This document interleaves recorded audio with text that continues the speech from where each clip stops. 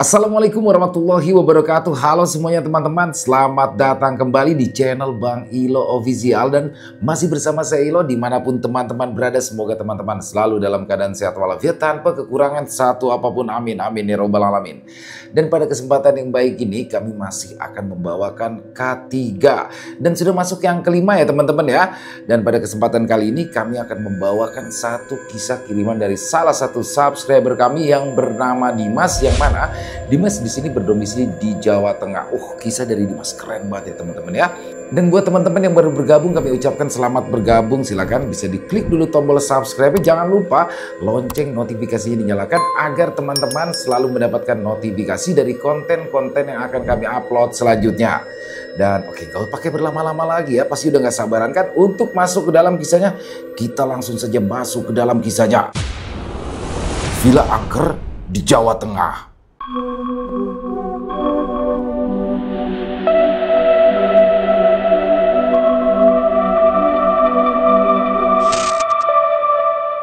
Cerita ini berasal dari sebuah kawasan di Jawa Tengah yang cukup dingin dan terjadi pada sebuah villa yang sudah sangat berumur. Konon kabarnya villa ini sudah berdiri sejak zaman kemerdekaan. Dan selama itu pula villa tersebut tidak pernah direnovasi, dan sekalinya direnovasi hanya pada bagian atap yang bocor atau pada bagian cat yang sudah kusam. Hanya itu saja. Baik, kita mulai ceritanya. Dimas adalah seorang anak dari penjaga villa tersebut. Ayahnya adalah keturunan dari penjaga villa itu juga. Jadi ada keluarganya Dimas ini hanya bekerja sebagai penjaga villa yang bisa dibilang ya tidak terlalu ramai lah ya.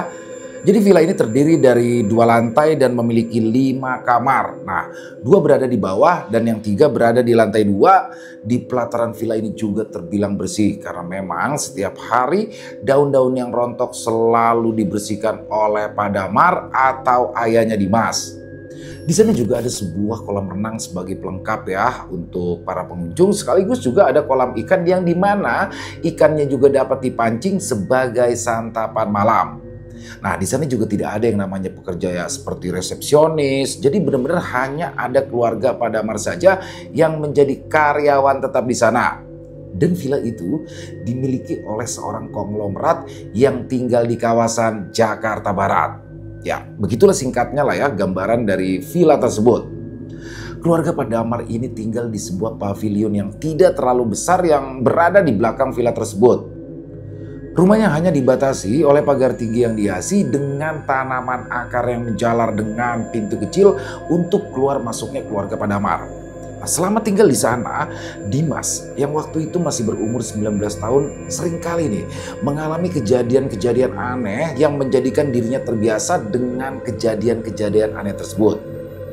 Pada usia Dimas yang ke-17, dia baru sadar ada sesuatu yang memang aneh pada villa tersebut. Hal itu adalah setiap 2 bulan sekali, tepatnya di malam Selasa Legi, villa itu sengaja ditutup untuk 7 hari setelahnya. Baik ada penghuni atau tidak, jika memang ada penghuni pada malam itu, terpaksa Pak Damar harus meminta mereka untuk pergi atau yang mengusir secara halus lah ya.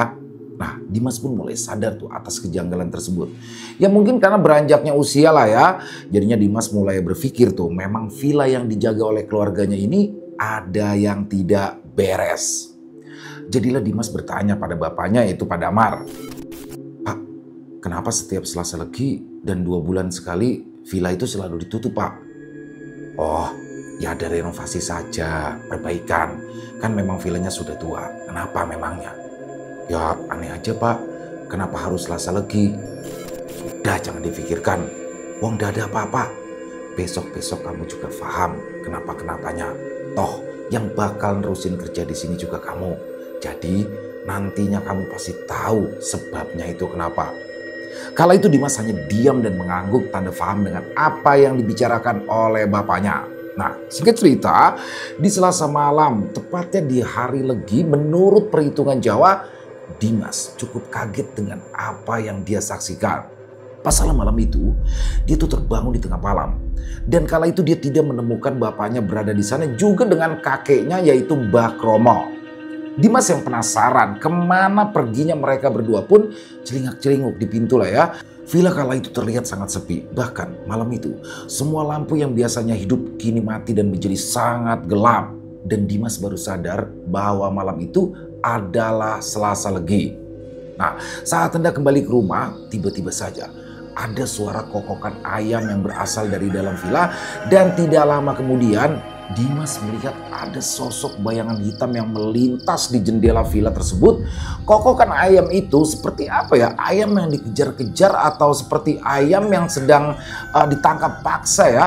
Jadi melihat bayangan hitam yang melintas itu, Dimas nggak begitu takut. Karena memang itu sudah menjadi makanan sehari-hari lah ya baginya. Namun di sini yang membuat Dimas bertanya-tanya, kakek dan bapaknya si Dimas ini keluar dari villa tersebut berbarengan dengan kokokan ayam yang semakin kencang. Tidak mau ketahuan, Dimas pun mencoba mengabaikan penampakan dan membuang pikiran buruk itu, lalu dia kembali ke rumah. Hingga setiap malam Selasa Legi, 2 bulan kemudiannya, hal itu terjadi lagi. Dimas mendapati bapak dan kakeknya keluar dari villa dan berbarengan dengan suara kokokan ayam yang cukup kencang. Dan juga penampakan sosok hitam yang melintas di jendela persis saat dia melihat penampakan itu pertama kalinya. Rasa penasaran Dimas pun semakin menjadi-jadi. Hingga pada 2 bulan selanjutnya, Dimas pun nekat untuk melihat apa sebenarnya yang dilakukan oleh kakek dan juga bapaknya tengah malam di villa itu.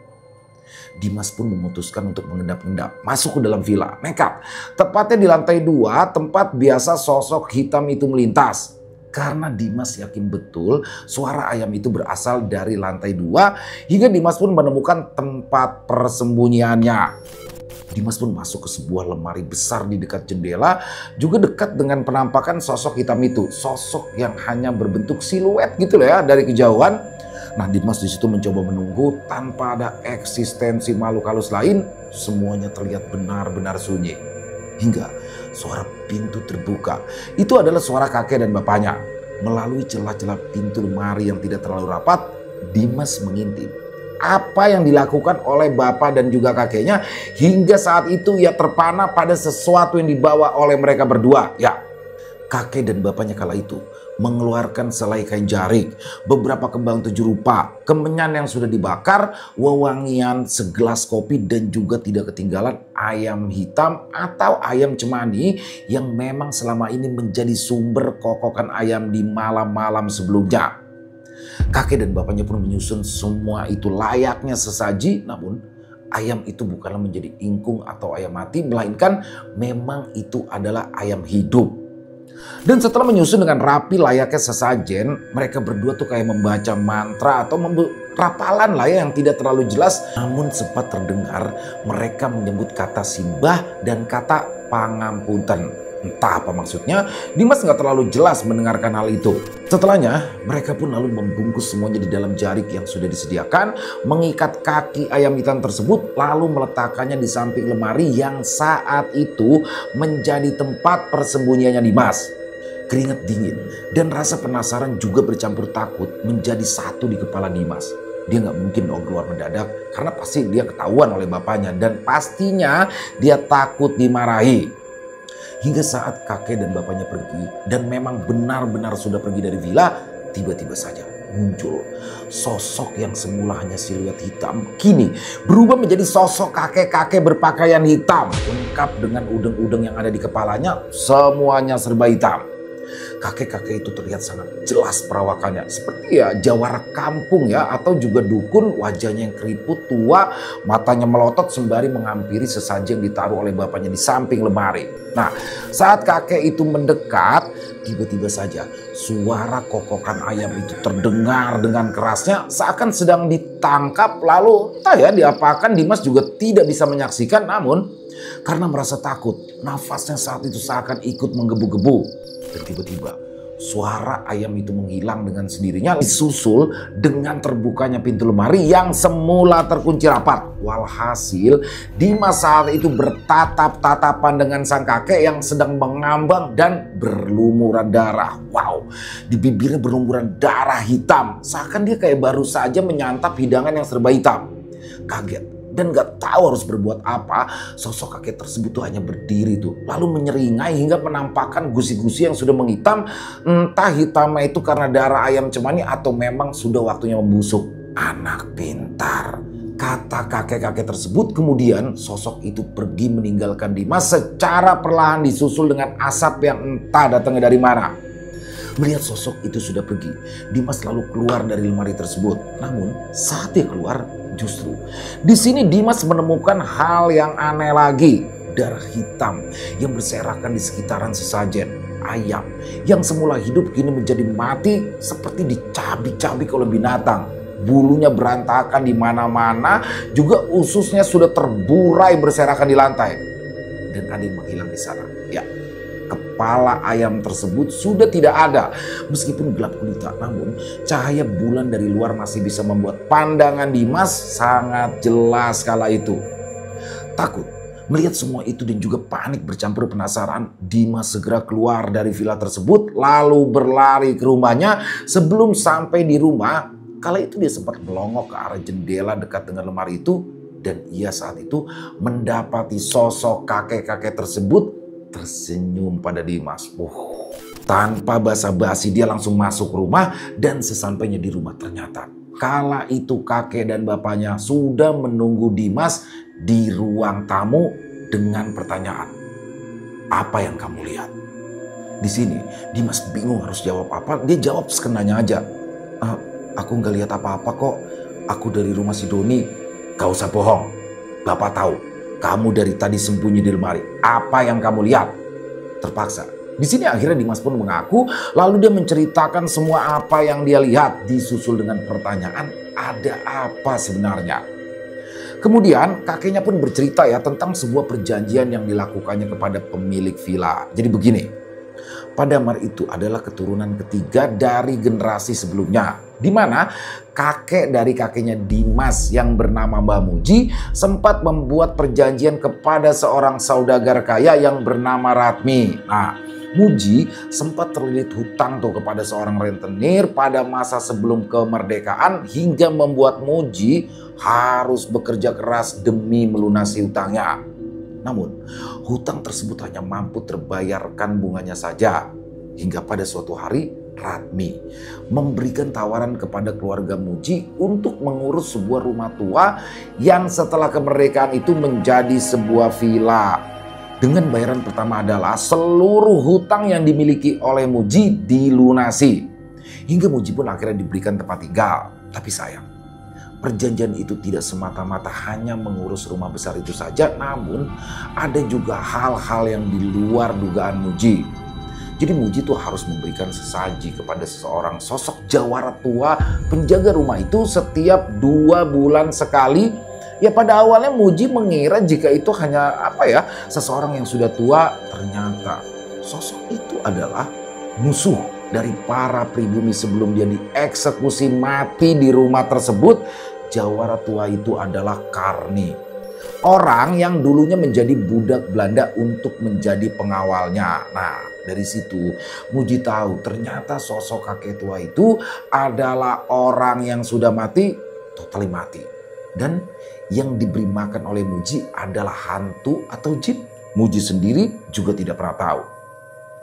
Setelah sekian tahun, hidup Muji pun akhirnya makmur. Dia sudah tidak terlilit hutang. Ratmi senantiasa memberikan upah sesuai dengan harapan Muji. Namun seiring bertambahnya usia, Muji di sini pun sudah nggak sanggup lagi menjalankan atau mengurus rumah tersebut. Hingga akhirnya diwariskanlah pekerjaan tersebut kepada anaknya yang menjadi ayah dari kakeknya Dimas. Begitulah seterusnya hingga terjadilah sesuatu yang menguak sebuah rahasia yang selama ini belum diketahui adanya oleh keluarga Muji dan juga keturunannya.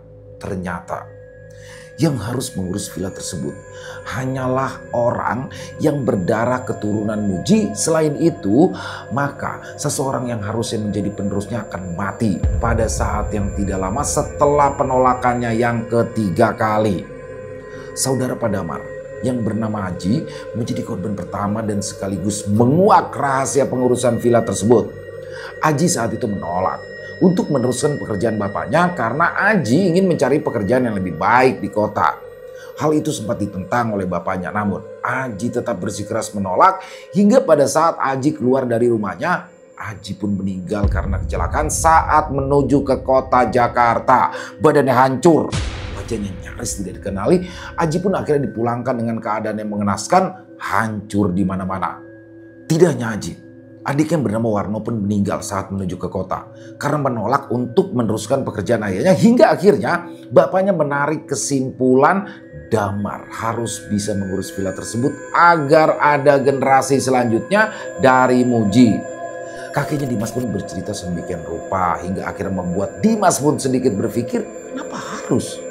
Dan sejatinya Dimas juga tidak mau mengurusi villa tersebut karena memang Dimas memiliki cita-cita yang tinggi. Namun tentu saja sebelum penolakan Dimas ditentang terlebih dahulu dan memang sudah diberikan amanat untuk melanjutkan mengurus villa itu. Villa tua yang jarang sekali direnovasi tentu saja menjadi sebuah bangunan tua yang mengundang perhatian makhluk halus. Beberapa penampakan pun sering terjadi hingga kejadian yang hampir merenggut nyawa sempat terjadi. Beberapa pengunjung pun pernah, dan mungkin setiap pengunjung pernah ya merasakan hal yang aneh, bahkan melihat penampakan. Contohnya saja Aris dan juga istrinya yang menginap karena sedang liburan pada suatu malam. Tepat di malam kedua, Aris dan istrinya menginap. Aris yang baru saja pulang dari mencari cemilan lah ya di luar villa gitu dengan menggunakan mobil. Saat dia sampai di gerbang villa, dia disambut oleh sosok pocong yang berdiri tegap di kanan dan kiri gerbang. Tepatnya pocong itu berada di atas gerbang di sisi kanan dan kiri. Ada dua sosok pocong. Melihat itu, tentu saja Aris ketakutan lalu buru-buru masuk ke dalam mobil tanpa berani membuka gerbang hingga akhirnya ia menelpon Pak Damar untuk membukakan gerbangnya. Aris tentu saja tidak berani melihat ke sisi atas kanan kiri gerbang ya karena takut. Tidak sampai di sana. Sosok tinggi hitam besar berada juga di pintu masuk villa seakan menjadi satpam di villa tersebut. Lalu ada juga cerita tentang seorang pemuda yang berasal dari Jakarta yang mengaku hampir mati karena ditakut-takuti oleh sosok kakek-kakek berperawakan jawara. Hal ini terjadi ketika di malam tahun baru. Pemuda-pemudi yang terdiri dari 4 orang dan berpasangan ini menyewa villa tersebut untuk menyambut tahun baru dengan berbakaran ikan hasil pancingannya. Sedari awal padahal Damar sudah mencoba mengingatkan, boleh saja menyewa, namun tidak untuk satu kamar. Jadi lelaki dan perempuan tidak boleh satu kamar ya, kalau belum menikah atau belum bisa menunjukkan surat nikah mereka. Ya namanya anak muda lah ya. Dan juga Damar kan nggak mungkin semalaman suntuk berada di villa. Akhirnya pemuda-pemudi ini bertukar tempat dan saling beradu mesra di kamar masing-masing. Ya teman-teman paham lah ya. Hingga akhirnya saat hampir subuh kala itu, salah satu pemuda yang mungkin saja melakukan atau sudah melakukan tindakan yang di luar batas teriak histeris melihat sosok kakek-kakek saat itu membawa golok ya, dan kayak menerkam pemuda tersebut. Ia pun keluar dengan keadaan tanpa busana, bugil, menjerit-jerit disusul dengan jeritan histeris dari si perempuan pasangannya. Pemuda itu pun akhirnya dihadang di pintu villa dan tidak ada satupun orang yang bisa mendengar jeritan keduanya. Hal itu diakui oleh teman yang juga bertukar tempat.